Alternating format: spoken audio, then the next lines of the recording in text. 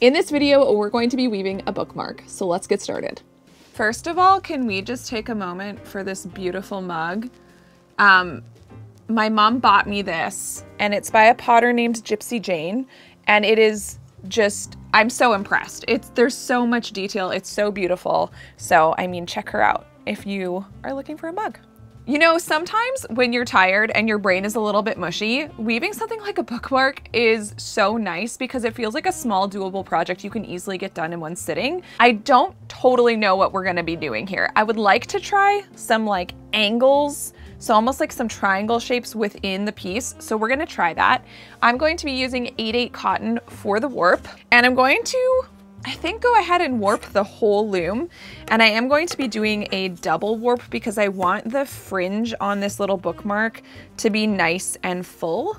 And that's a way to get that look, is to use a thicker warp string and to have a double warp. We do want to make sure that we have an even amount of warp strings because we are going to be weaving in groups of 2. So this will be, again, more of that tapestry look that I've been loving a lot lately.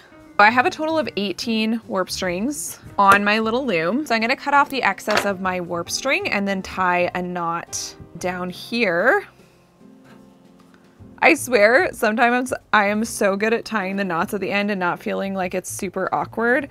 And then other times, it's super awkward.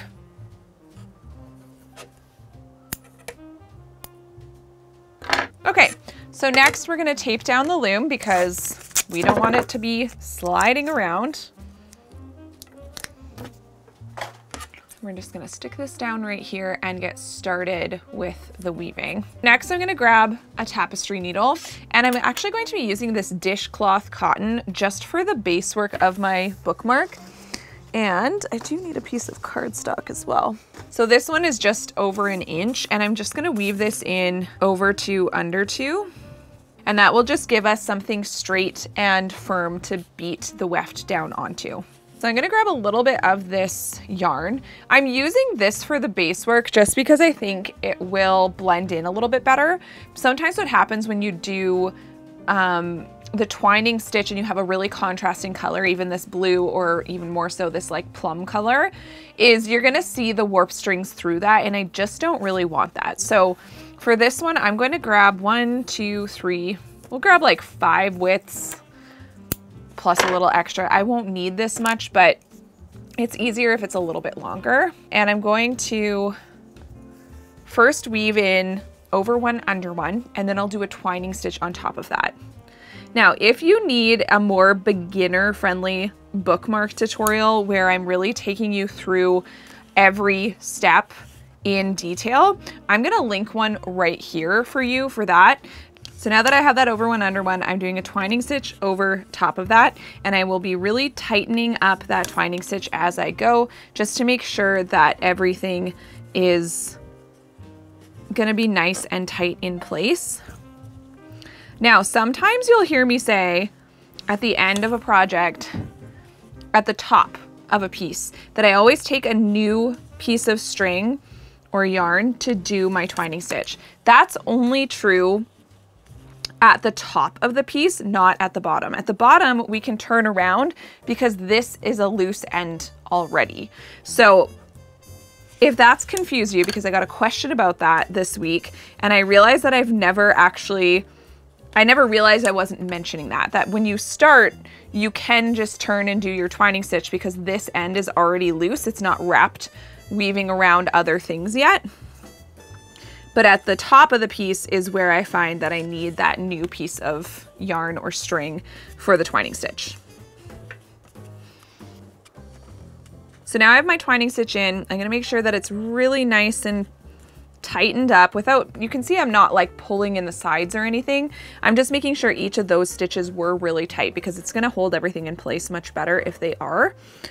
And now I'm just gonna turn around and I'm gonna do 2 rows of over 1 under 1 plain weave.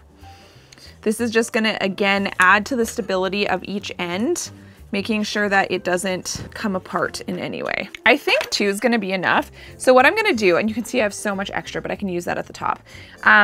What I'm gonna do here, since I ended going underneath this far warp string, this one here. I'm just gonna wrap this back around just so it's a nicer finished edge there. And then we can tuck that in later. For now, I'm just kind of tucking it under that cardstock. And we're gonna get started with our colored yarn now. This is Briggs & Little Heritage yarn. This is a completely Canadian made yarn, and I've been loving it so much lately. All right, so I'm gonna thread up my tapestry needle. I probably have way more yarn than I really need, but that's fine. Now, what I wanna do is to create, I wanna create an angle. So I'm gonna weave in over 2, under 2, all the way across my loom. I'm gonna create my little arch, beat that down, and then I'm gonna turn around and go all the way back. And we're basically going to be discovering together at this point if this will work out nicely. So then on the next row, I'm gonna turn around, but this time I'm gonna turn around on these 2 strings. So we're bringing it in so that we can create an angle. And I don't know if this will give me as much of an angle as I want it to, or like a steep angle. It might be a very shallow angle, but we're gonna just try it and see what happens. All right, so now I'm gonna go back again, and now I'm going to turn around on the next 2 strings in. So now we're going back, and we're gonna reduce by 2 again. So I'm just reducing by 2 with every row that I do. Okay, so you can see that we have this angle now, and I actually don't mind it. So I think we're gonna keep going with that. And what I actually could do is create a whole triangle with the next color. Ooh, maybe we'll try that. Okay, so I'm gonna grab some of this purple now. And I had quite a lot left of the other color. So I think like 1 arm's length, so like basically my whole wingspan. That's what I should call it, 1 wingspan. Now my wingspan is about 5'2", so just keep that in mind. I never really work with exact amounts when frame loom weaving. I just find that it would be difficult. I would have to do it and then undo it, and then I would know exactly how much I used. All right, so now I'm going in with the purple. I'm actually gonna go underneath the first 2 warp strings, and then I'm gonna go back around right to left under those 2 first warp strings. Now we're picking up warp strings instead of dropping them like we were in the first section. So now I'm gonna grab these 2 warp strings and then come back around here, under, over, and grabbing the next 2, and then going back and then grabbing the next 2. And I'm gonna continue to grab 2 more warp strings with every row.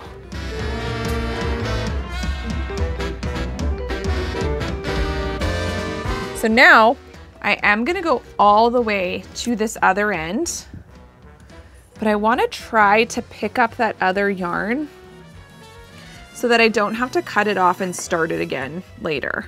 So if I were to, I'm gonna slip this yarn, so it's wrapped around there. I'm gonna put that up here. So then when I go back this way, I've sort of brought up the yarn so that it's ready to weave above this section. So we're gonna start reducing now with the purple. We're gonna grab 2 less warp strings on this left side. So essentially what we're gonna end up with is blue and purple alternating triangles, if that makes sense. So I'm gonna keep going here, grabbing 2 less, oh, messed up there, with every row, just like we did with the blue. And I'm really trying to pay attention to these sides to make sure I'm not pulling them in. It's a little bit challenging on a small loom like this, but it is doable. Okay, so now I'm at the very end. I'm gonna wrap this around again, and we have our first triangle. So now I'm going to go ahead and grab the blue again, and we're gonna wrap this around here, and then we're gonna start increasing.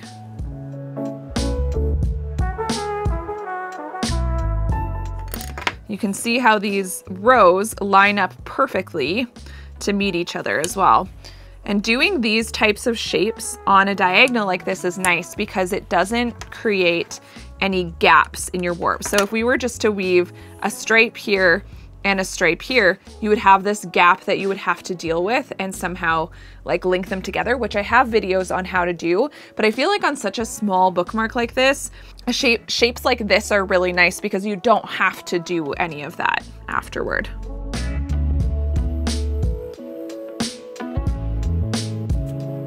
So now we're at this section again. So I'm gonna lift up this purple again, and I'm gonna come back around with the blue and then go all the way across, and we'll see how that actually plays out.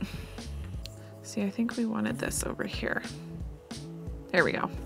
All right, so now I can again start reducing. So this time I'm reducing with the blue. Now I wish I took way more yarn because I could have made it the whole way up with just 2 strands, but it is what it is. Sometimes you don't really know what you're getting into until you start. So if you are gonna try this, I would recommend maybe taking, I don't even know, maybe 2 wingspans would have been better at least, but it can be a little bit annoying to work with that much yarn on such a small piece anyway. And it's actually not gonna be a big deal to grab a new piece of yarn when I need it. So we're just gonna continue on. So now I'm reducing with the blue. So basically we're taking turns between the colors. Okay, so I can just wrap this back around this way. And that is my completed triangle. So that's actually not so bad. I can just start a new piece when I work on the next blue triangle. So now I'm going back in with the purple and doing the same thing we did before. What I really like about this particular design, and just, I don't know, any simple design like this, is you can really change it up with the colors. And you could definitely have, like I said, every single triangle a different color to make it even more interesting. Or you can do something like me where you're just doing it very simply with 2 colors. And those are the ways you can make this your own. And I do like that stuff like this is customizable. Okay, so what I think I'm gonna do is actually start my new piece of yarn out in the middle. So I'm gonna go in with this and we'll just put it literally right in the middle. So this time, I think I'll do 1.5. So I've ended over these 2 warp strings. The next would be under, and then this one is the next part where we need to go over. So that's where I'm gonna put my new piece of yarn. I need to go under all of these and go over, under, over. And then again, we will be tucking in these ends later. So I'm just gonna let that chill out in the back. Now I can just keep on weaving. Now I'm at the widest point of this triangle, so now I can start reducing again. So I'm just gonna continue doing this all the way up, and then I'll see you at the top.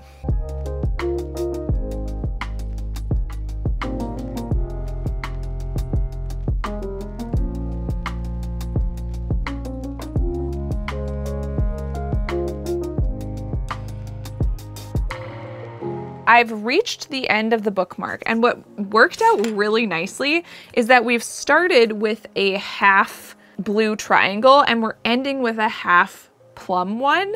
I like the symmetry that brings to this bookmark because then it's like the amount of color is equal in this little bookmark. So to finish this off, I'm going to grab more of this dishcloth cotton that I started with, and I'm gonna go ahead and do 2 rows of that over 1 under 1 plain weave.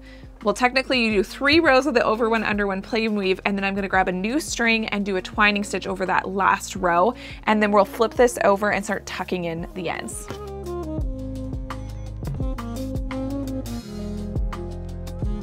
I'm gonna attempt something. So all that talk about starting a new piece to turn around the twining stitch, I'm going to attempt not to. I feel like I did this on another recent piece, but I kind of just want to try not to and see if it'll work. Now what I did is I didn't squish down this last row of plain weave really tight, and I'm gonna have to be really conscious with how tight I'm pulling this twining stitch. I think the reality is that it is doable. And I guess we'll find out when I get to the end. But you just have to be a lot more conscious of how much you're pulling when you turn around this twining stitch. I definitely think on a larger piece, I would still prefer to grab a new piece of yarn, because on a wider piece, you're going over a wider area and just the chances of you getting it too tight are higher. But it kind of seems like this is working, question mark. Okay, that actually wasn't so bad.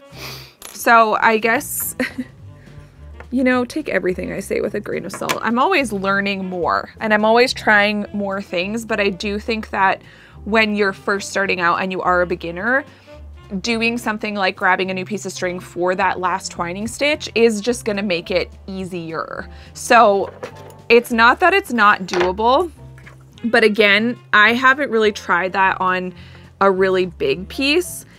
It also helps that this dishcloth cotton has, again, just like with the wool, it has a grippiness to it. So it's a little bit easier to get it to just kind of stay. Now, I want to make sure that this little half triangle and this one, they're about the same. I think I was weaving a little bit tighter up here, but it's not by any means like super noticeable. So I think we're going to be good with that. So now what I can do is I can flip this over and we can start tucking in all the ends. Now I want to start with this one first because there's something to note. So this is where I connected the yarn out in the middle. What we don't want to do is leave this kind of gap. So if I flip this over, you're gonna notice, it's not super noticeable, but there's going to be a small gap. So what I like to do in this case is just have them crisscross over each other so that they're kind of connected. I'm going to thread my yarn needle.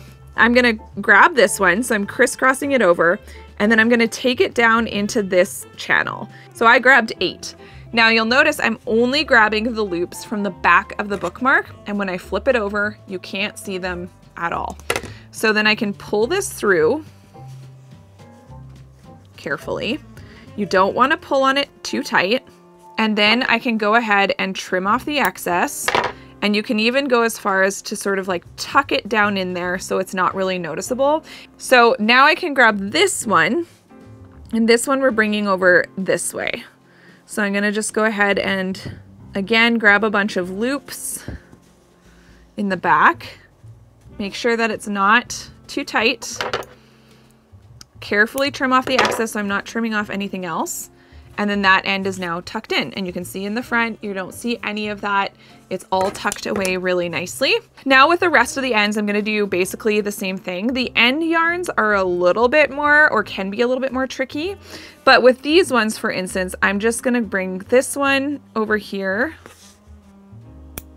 And then this one, I'll bring down the other way. So I'm gonna tuck in all these wool yarn ends, and then we'll get to the white ones after that.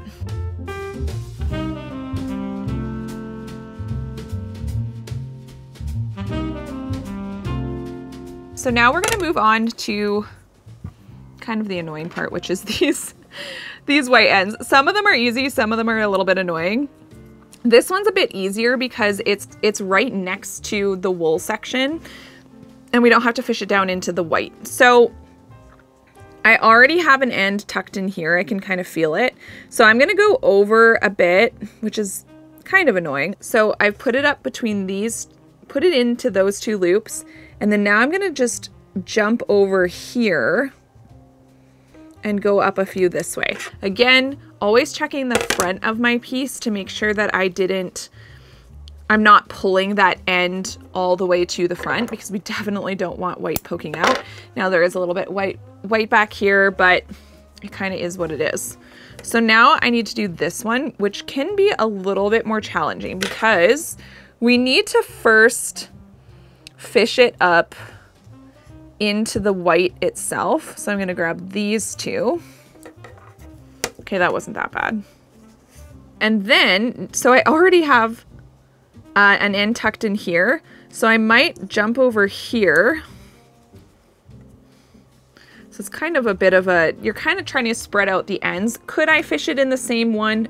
probably, but it might be noticeable from the front, so that's why I'm not.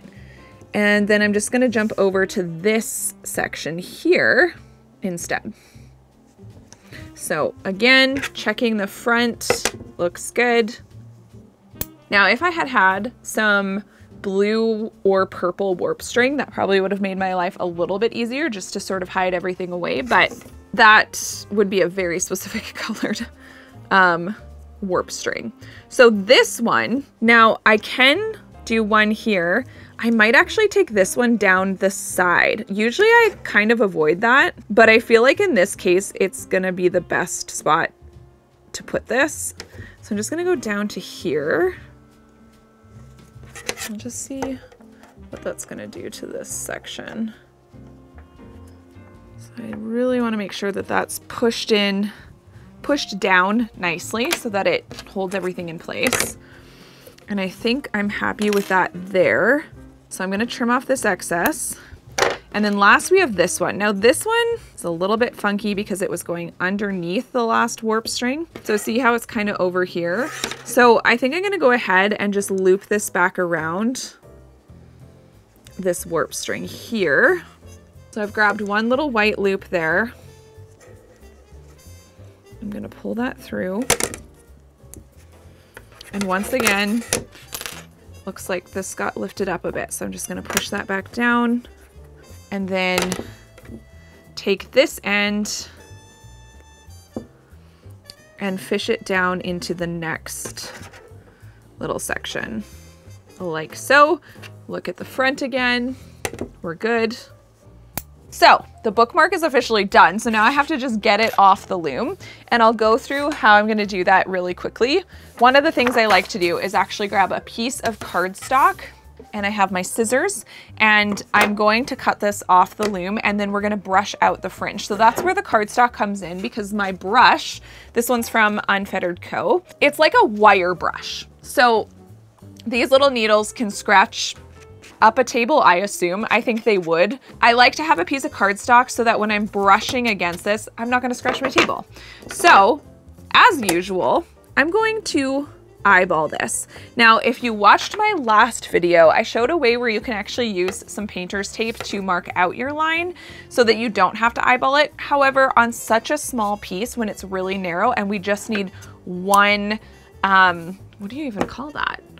My scissors are wider than the piece. So I'm only going to need to cut once. So that makes it a little bit easier to get that straight cut. So that's why I'm not going to tape out a line here, but if you would like to, definitely do that. I'm gonna go with about a 1/2 inch. You can always straighten it out a little bit later. While the bookmark is still on the loom, I'm just gonna flip this around, and I'm gonna just pull this tight, and I'm gonna eyeball another 1/2 inch. So that looks pretty even. One side might be a little bit longer, but I can fix this later. Now I'm gonna grab my rope brush, and I'm going to gently brush out just the warp string. So I'm trying not to grab any of the weft strings when I do this. I just wanna brush those out so they're a little bit more floofed and a little bit less clumped together. And then now is where I can trim this if it feels like it needs any additional trimming. Now, one thing I will note that I always notice, so if you find this, it's, from my perspective, a normal thing that happens. One end of each end is always just a little bit, like it wants to stick up a bit, especially on the end that I've ended on. So you can see right here, there's a little bit of wonkiness, but it's really not that bad, so I'm not gonna worry about it. Now I am noticing that this wasn't quite straight, so I'm gonna trim that a little bit straighter. So that looks pretty good to me there.